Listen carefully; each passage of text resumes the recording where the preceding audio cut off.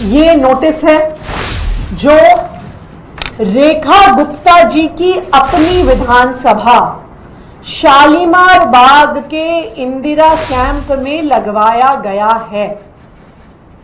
शालीमार बाग के इंदिरा कैंप में नोटिस लग गया है कि 15 दिन के अंदर अंदर इस झुग्गी पर बुलडोजर चला दिया जाएगा। ये वही रेखा गुप्ता जी हैं जो बार बार टीवी कैमरा के सामने आके कहती हैं कि एक भी झुग्गी को तोड़ा नहीं जाएगा। उनकी विधानसभा में एक झुग्गी पर बुलडोजर चल गया है और दूसरी झुग्गी पर बुलडोजर चलने वाला है। ये गरीब जो इंदिरा कैंप में रहते हैं वो दिल्ली में आज नहीं आए हैं। उनको 1990 के दशक में ये झुग्गियां तब की दिल्ली एडमिनिस्ट्रेशन की तरफ से दी गई थी। ये कार्ड दिए गए थे और साथ में अपनी झुग्गी के ये टोकन दिए गए थे। ये 1990 के टोकन हैं, यानी 35 साल से भी ज्यादा ये गरीब दिल्ली में रह रहे हैं। कितना मुश्किल हो सकता है 15 दिनों में उस जगह को छोड़कर हमेशा के लिए चले जाना जहां आप 35 सालों से रह रहे हो, और वो भी खासकर तब जब सरकार ने आपसे वादा किया हो कि आपको पक्का मकान मिलेगा। आम आदमी पार्टी इस मुद्दे पर राजनीति रोटियां सेकती हुई नजर आ रही है। बीजेपी अपनी सरकार की छवि चमका रही है। कांग्रेस पार्टी कोमा में है, लेकिन कहीं ना कहीं विकास के सैलाब में आम आदमी की दुनिया डूबती हुई नजर आ रही है। राजधानी दिल्ली में दिल्ली के शाहजरा और शालीमार बाग की वो गलियां जहां लोग बीते 35 सालों से रह रहे हैं अब उजड़ने की कगार पर हैं। सरकार ने इन बस्तियों को खाली करने के लिए नोटिस दे दिया है। जिन लोगों ने पूरी जिंदगी वहां गुजारी, जिनकी यादें, रिश्ते, संघर्ष सब वहां पले बढ़े, उन्हें अब 15 दिन के भीतर वो जगह छोड़ने को कहा गया है। सोचिए कितना मुश्किल होता होगा किसी ऐसी जगह को अलविदा कहना जहां आप 3 दशकों से ज्यादा वक्त से रह रहे हैं, और वो भी तब जब सरकार ने वादा किया हो कि जहां झुग्गी वहीं मकान मिलेगा।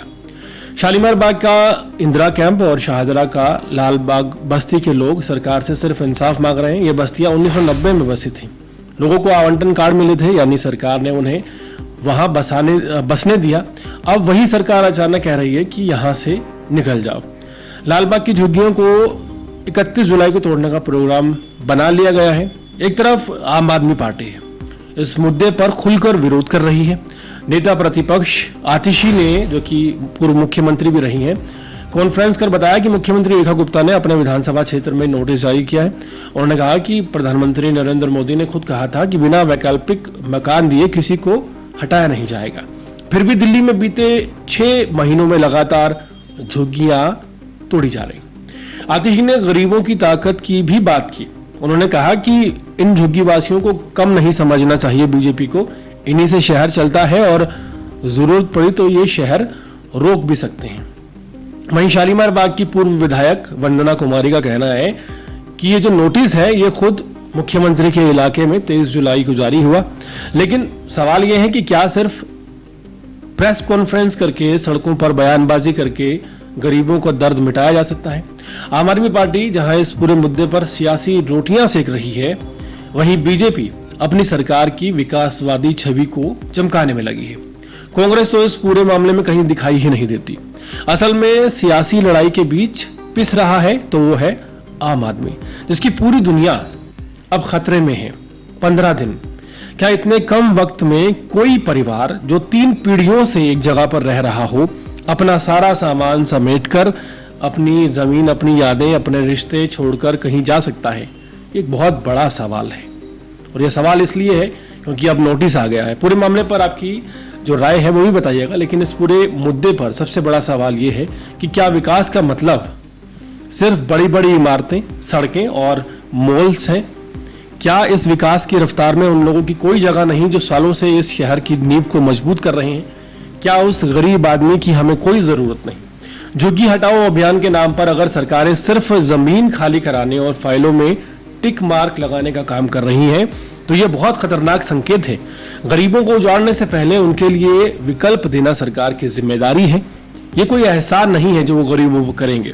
आज लालबाग और इंदिरा कैंप है, कल और कोई बस्ती होगी। सवाल वही रहेगा, क्या विकास का मतलब सिर्फ गरीबों पर बुलडोजर कार्रवाई है, या इससे इंसानियत